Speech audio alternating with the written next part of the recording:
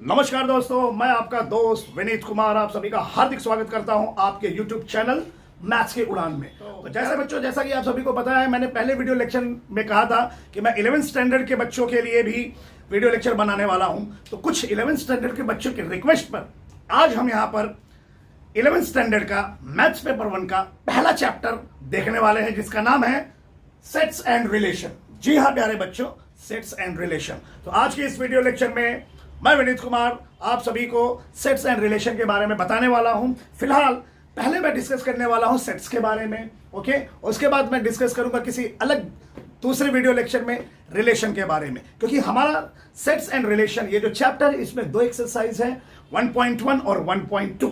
तो 1.1 जो एक्सरसाइज है वो सेट से रिलेटेड है और 1.2 एक्सरसाइज है वो रिलेशन से रिलेटेड है।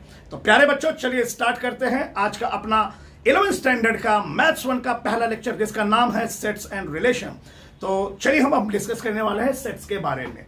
तो सेट्स शायद आपने अपने 9th और 10th स्टैंडर्ड के क्लास में पढ़ा होगा, ओके। तो किसी बच्चों के 9th स्टैंडर्ड में होगा सीबीएसई बोर्ड वाले, या किसी बच्चों के किसी बोर्ड में वो 10th स्टैंडर्ड में होगा। तो सेट्स ये होता क्या है, इसके बारे में हम डिटेल में जानेंगे। और जैसा कि आप सबको पता है कि हमारा कॉमनवेल्थ गेम स्टार्ट हो चुका है, तो उसी से रिलेटेड मैं कुछ एग्जांपल देने वाला हूं। चलिए, अगर मैं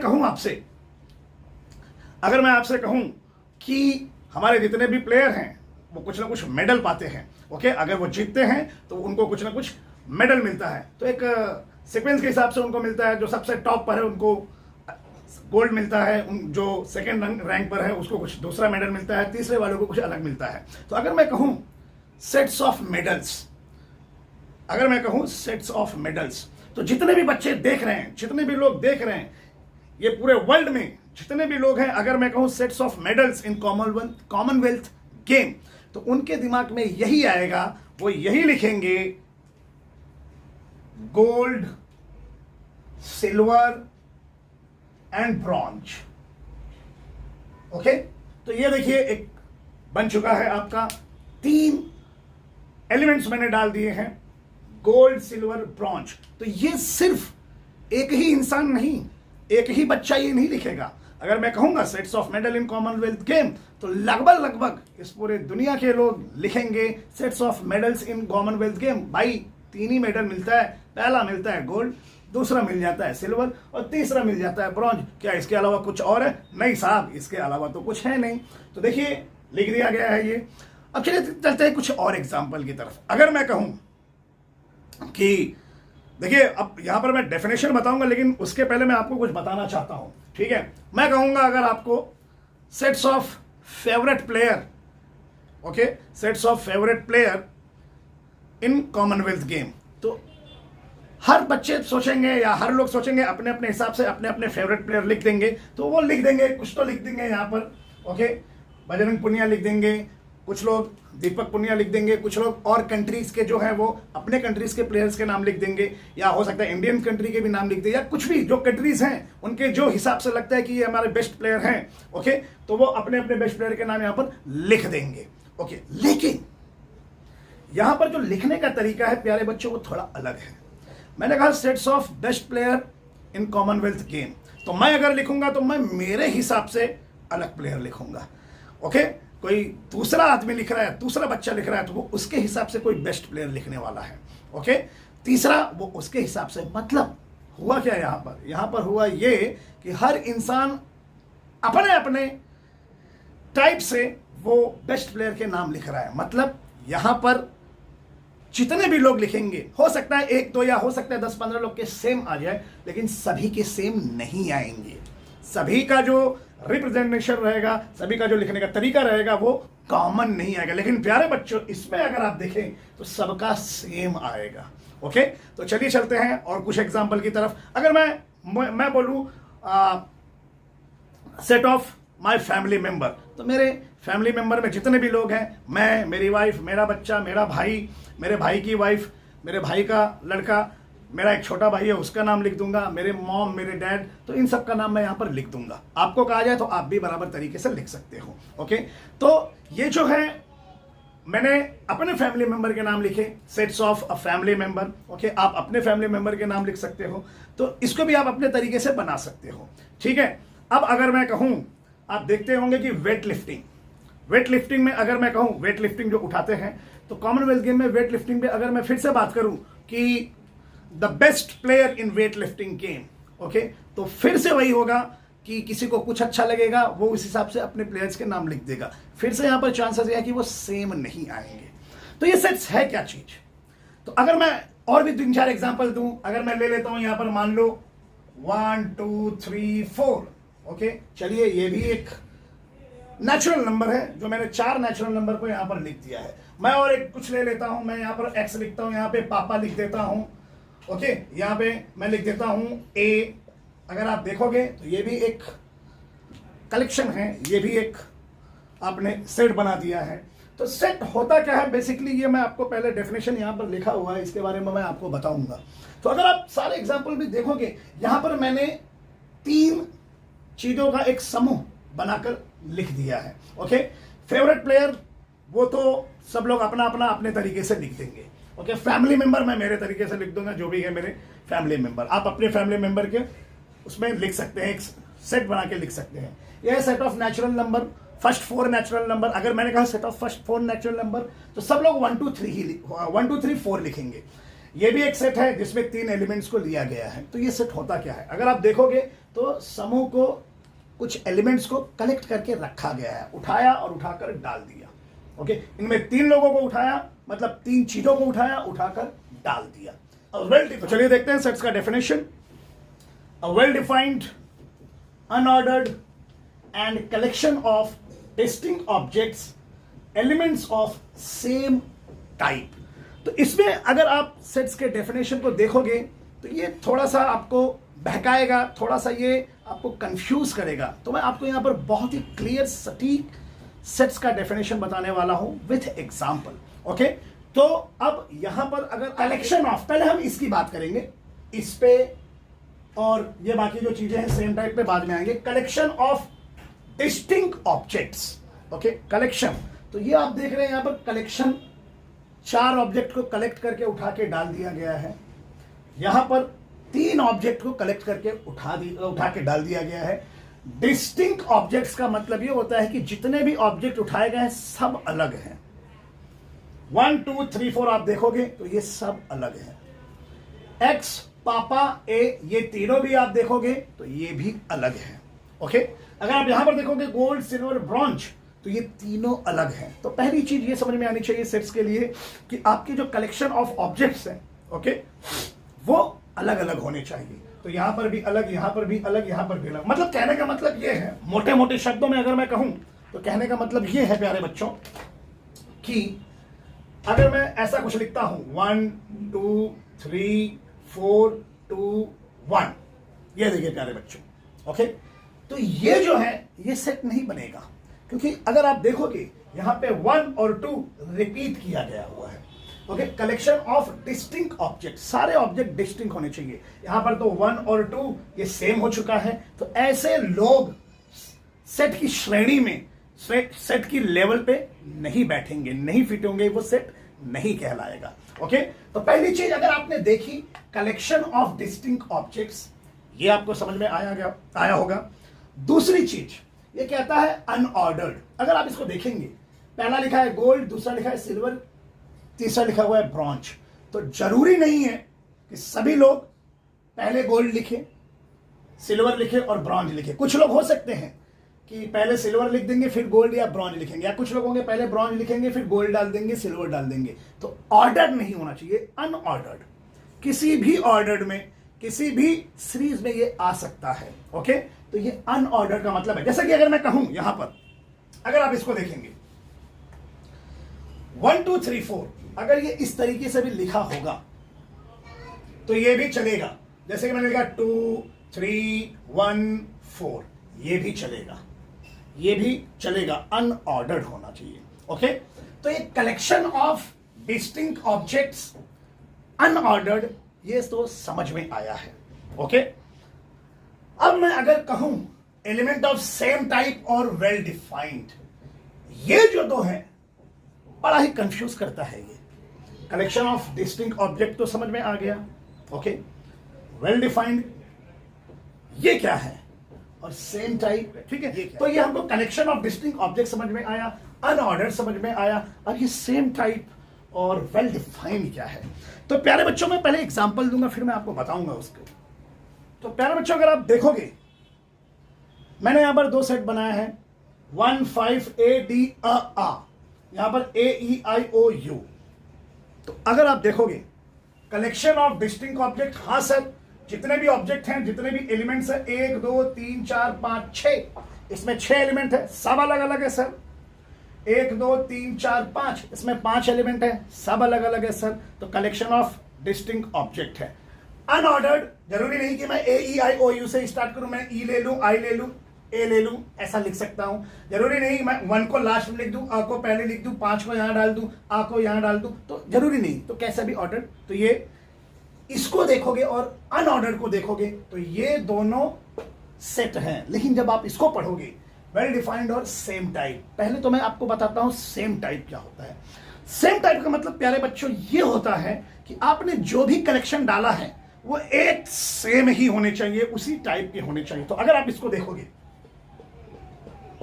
सब वॉवेल्स हैं, इंग्लिश के लेटर्स हैं, स्मॉल लेटर्स, और ये वॉवेल्स है। वॉवेल्स के बाद मैं बाद में करूंगा, पहले आप देखोगे ये जितने भी हैं सब सेम टाइप है। इसमें कहीं ना नंबर है, ना कोई हिंदी वर्णमाला का अक्षर है, इसमें सब आपको दिखेगा प्यारे बच्चों क्या, इंग्लिश के स्मॉल लेटर जो है वो सब यहां पर डाले हुए 5, A E I O U।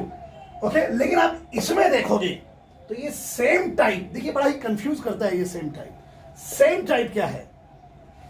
Same type अगर आप देखोगे ये सेम टाइप नहीं है, क्योंकि सर इसमें आप देखोगे नंबर भी आए हुए हैं, लेटर्स भी हैं, और इसमें हिंदी वर्णमाला के अक्षर भी हैं। तो सर आपने लिखा एलिमेंट्स ऑफ सेम टाइप, तो क्या सर ये सेट है? हाँ ये सेट है। तो क्या सर ये सेट है? ये भी एक सेट है प्यारे बच्चों, ये भी एक सेट है। ओके, अब कैसे सर आप यहां पर सेम टाइप लिख रहे हो? तो ये तो हमको समझ में आ रहा है कि ये लेटर्स है, लेकिन ये तो सर इसमें नंबर भी है, लेटर्स भी है, हिंदी वर्णमाला के अक्षर भी है, तो सर ये कैसे सेट होगा? मैं बताता हूं आपको प्रूफ करके। देखिए आप अगर देखोगे आप इसको, ये वाली जो चीज है वेल डिफाइंड, कभी भी सेट बता रहे हो, कभी भी आप किसी भी टेक्स्ट बुक में देखोगे तो ये नहीं कहेगा कंसीडर अ सेट, वो एक नाम उसको दे देगा, उसको किसी नाम से वो पुकारेगा। जैसे कि अगर आप देखोगे, ये देखिए, इसको कहोगे सेट ऑफ वॉवेल्स, ये हो गया नाम। इसको नहीं कहेगा कंसीडर द सेट, इसको कहेगा सेट ऑफ वॉवेल्स। तो सेट ऑफ वॉवेल्स बोला तो सब लिख देंगे A E I O U, same type. Okay, अब इसमें सर सेम टाइप नहीं है, तो क्या ये सेट नहीं है? ये भी सेट है। तो इसको भी आपको नाम डालना पड़ेगा। नाम कैसे डालोगे? जो वेल डिफाइंड है वो कहता है नाम डालिए भाई, आप अपने सेट को नाम दीजिए। ओके, तो ये कहता है set of natural number which is 1 and 5, तो आपको लिखना पड़ेगा set of numbers, natural numbers, letters and Hindi वर्णमाला के अक्षर, ये आपको लिखना पड़ेगा। Okay, this is what, this is this set of numbers 1 and 5, letters, okay, and Hindi वर्णमाला के अक्षर, ये आपका सेट है। और इसको सेट ऑफ वॉवेल्स। अगर मैं कहूं चलिए set of days in a week, तो एकदम आसानी से सब लोग लिखेंगे set of days in a week, Sunday, Monday, Tuesday, Wednesday, Thursday, Friday, Saturday. तो सर ये सभी बातों को ये परिपूर्ण कर रहा है, फुलफिल कर रहा है। ये कलेक्शन ऑफ डिस्टिंक्ट ऑब्जेक्ट्स है, 1 2 3 4 5 6 7। ओके, अनऑर्डर्ड, वही फिर से बात हो गई। जरूरी नहीं कि मैं पहले संडे लिख दूं, मंडे लिखूं, ये तो मैंने ऑर्डर में लिखा हुआ है, लेकिन ऐसा नहीं है। आप पहले सैटरडे लिख दो, थर्सडे डाल दो, संडे को लास्ट में डाल दो, ट्यूसडे को यहां डाल दो, तो जरूरी नहीं। तो ये अनऑर्डर्ड भी हो सकता है, तो ये भी ठीक है। Sir same type, same type में अगर आप देखोगे सभी डेज हैं, कहीं यहां पर मैंने लेटर वगैरह नहीं डाला हुआ है। ओके, तो सेम टाइप है, सभी डेज है, 1 2 3 4 5 6 7, सभी डेज हैं। और वेल डिफाइंड तो है ही। वेल डिफाइंड मतलब मैंने नाम डाला हुआ है, set of days in a week, ये देखिए बहुत अच्छे से दिखा रहा है। ओके, तो प्यारे बच्चों ये भी सेट है। ओके, ये भी सेट है, इसको भी वेल डिफाइंड अगर करोगे आप तो इसको लिख सकते हो set of letters, set of numbers and Hindi वर्णमाला के अक्षर। ओके, तो कभी भी आप देखोगे सेट ऐसा नहीं कहता कंसीडर अ सेट, उसका नाम दिखता है set of days in a week, set of vowels, ये भी मैंने कहा set of number letter and Hindi वर्णमाला के अक्षर। ओके, तो इस तरीके से आप सेट को डिफाइन कर सकते हो, लेकिन सेट वो नहीं है जो हर इंसान के लिए अलग अलग अप्रोच दिखाए। जैसा कि मैंने आपको एग्जांपल में बताया था, okay, your best cricket player, तो सबके अलग अलग हो सकते हैं, तो वो सेट नहीं कहलाएगा। Set of all best cricket player, तो ये सेट है ही नहीं, क्योंकि अलग अलग लोगों के लिए इसका अप्रोच अलग अलग होगा। ओके, तो आई होप आप सभी को सेट्स का डेफिनेशन क्लियर समझ में आया होगा कि सेट्स चीज क्या होती है। ओके, तो ये भी सेट है, ये भी सेट है, ये भी सेट है प्यारे बच्चों। इस सेम टाइप अगर लिख दिया तो उसी तरीके से अगर मैं कहूं set of months in a year, तो सभी लोग, सबका सोच एकदम सेम, जैन, फेब, मार्च, अप्रैल, सब पूरा दिसंबर तक लिख देंगे। तो जितने भी है सेम टाइप है, सब मंथ्स है। ओके, ऑर्डर अनऑर्डर कोई जरूरी नहीं है कि उसको आप ऑर्डर और अनऑर्डर में लगा दो। वेल डिफाइंड का मतलब है आपने नाम दे दिया है, set of months in a year. तो प्यारे बच्चों, इस तरीके से आप सेट्स को समझ सकते हो। अगर मैंने एक चीज देखो यहां पर लिखी थी एक्स पापा, और मैं यहां पर लिखता हूं 3, ये भी एक सेट है, ये भी एक सेट है, इसको लिख सकते हो, नाम दे सकते हो। अब ये सेम टाइप को मत देखिए, ये भी एक सेट है। ओके, मानो तो सेट है, नहीं मानो तो सेट नहीं है। सेम टाइप अगर बोलोगे तो सारे कहां सेम टाइप है, यहाँ पे एक्स है, यहाँ पे नंबर है, यहाँ पे पापा लिया है, लेकिन नाम दे दो, वेल डिफाइन कर दो, set of variable, number and name of किसी पर्सन। हम पापा किसको बुलाते हैं, अपने फादर को बुलाते हैं, तो किसी इंसान को हम ये कहने के लिए पापा कहते हैं, तो नाम दे दोगे बराबर, तो ये भी एक सेट आ जाएगा। तो इसमें कंफ्यूज नहीं होना है सेम टाइप पे। ओके, ये भी सेट है, ये भी सेट है, ये भी सेट है, और ये भी सेट है। सेट क्या नहीं है तो मैंने आपको एग्जांपल में बताया है कि वो लोग सेट नहीं हो सकते। ओके, तो जिनको यूनिकली रिप्रेजेंट नहीं किया जा सकता वो सेट नहीं हो सकते हैं। तो आशा करता हूं आपको ये समझ में आया होगा। ओके, तो चलिए अब हम लोग आगे की तरफ बढ़ते हैं, रिप्रेजेंटेशन ऑफ सेट। लेकिन उसके पहले मैं आपको बताऊंगा सेट का नोटेशन क्या है। ओके, तो सेट को प्यारे बच्चों हम कभी भी डिनोट करते हैं कैपिटल लेटर से। ओके, सेट को कभी भी हम डिनोट करते हैं प्यारे बच्चों कैपिटल लेटर से, वो चाहे कैपिटल लेटर आपका ए हो या कैपिटल लेटर बी हो, सी हो, एक्स हो, वाई हो, जेड हो, एटसेट्रा। कैपिटल लेटर से सेट को डिनोट किया जाएगा। ओके, तो फिर से अगर मैं कहूं सेट ऑफ वॉवेल्स, ओके, तो आप एक नाम दे दीजिए, सेट ए, ये लिख दीजिए ए ई आई ओ यू, ये हो गया आपका सेट ऑफ वॉवेल्स। ठीक है, ये हो गया आपका सेट ऑफ वॉवेल्स प्यारे बच्चों। ठीक है, तो कैपिटल लेटर से आपको दिखाना है, और सेट के जितने भी मेंबर रहते हैं, ऑब्जेक्ट रहते हैं, एलिमेंट रहते हैं, उनको हम स्मॉल लेटर से दिखाते हैं। ओके, सेट के मेंबर्स को हम स्मॉल लेटर से दिखाते हैं। ठीक है, और सेट को हम कैपिटल लेटर से डिनोट करते हैं। अब आगे जो भी सेट हम लेंगे उसको कैपिटल लेटर से लिखा जाएगा।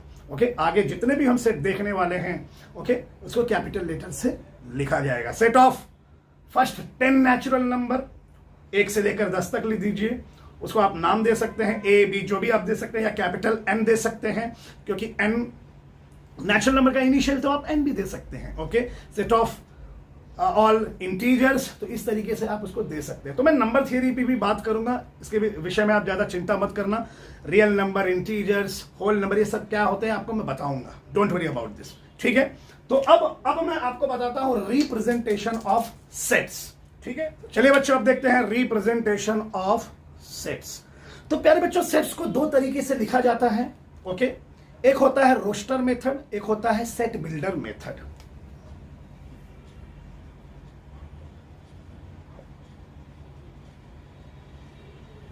तो पहले हम लोग देखेंगे रोस्टर मेथड क्या होता है।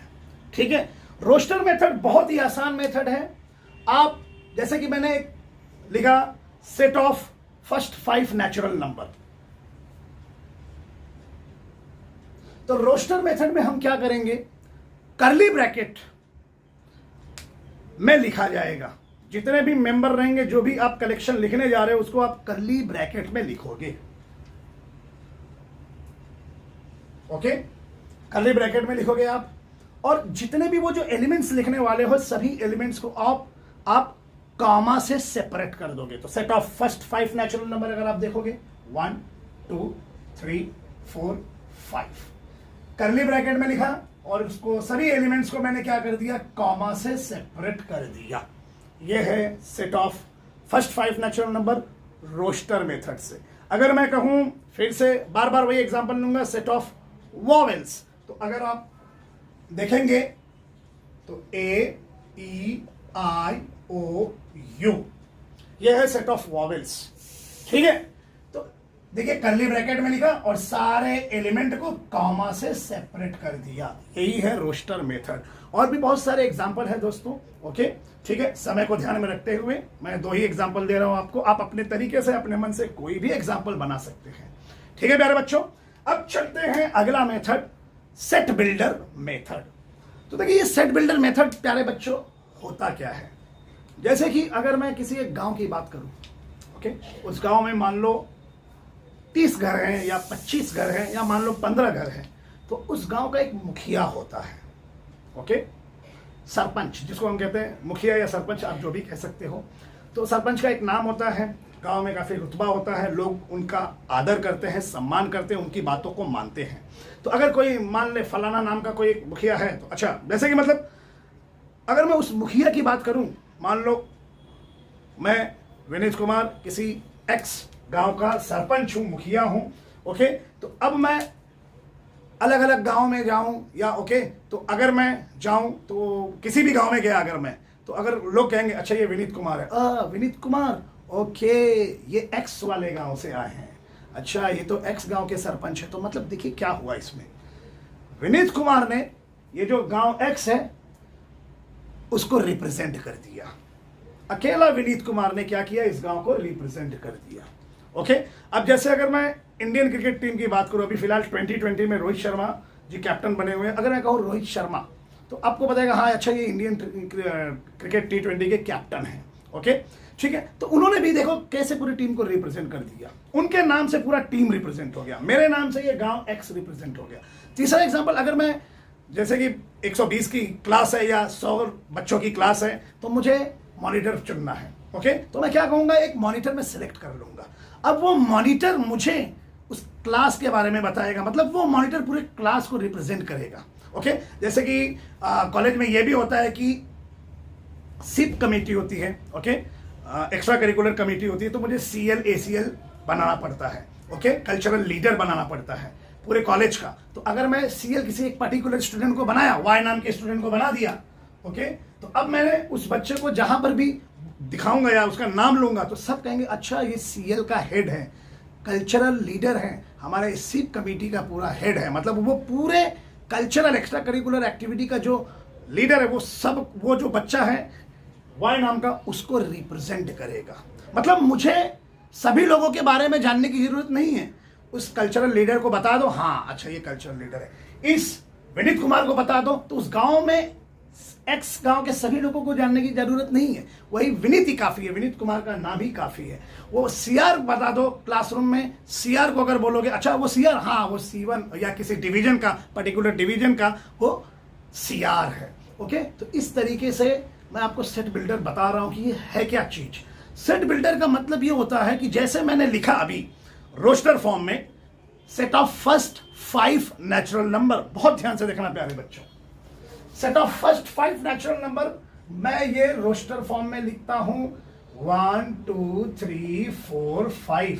ओके, तो मैंने फर्स्ट 5 नेचुरल को सबको दिखाया 1 2 3 4 5, लेकिन सेट बिल्डर में ऐसा नहीं करना है। आप कुछ एक चीज पकड़ लीजिए और वही चीज सभी एलिमेंट को दर्शाएगा, सभी को लिखने की जरूरत नहीं है। जैसे मैं दर्शा रहा था विनीत कुमार गांव एक्स को, कल्चरल लीडर पूरे सिप की कमेटी को दर्शा रहा था, ओके, एक बच्चा CR पूरे क्लास को दर्शा रहा था, तो ऐसे ही इसमें पूरे एलिमेंट को लिखने की जरूरत नहीं है। एक ऐसी प्रॉपर्टी बता दो कि वो प्रॉपर्टी, वो चीज सभी को रिप्रेजेंट कर दे, set of first 5 natural number को रिप्रेजेंट कर दे। देखिए कैसे मैं लिखता हूं, अब सेट बिल्डर फॉर्म में लिखना है, A नाम का सेट है, करली ब्रैकेट लिया।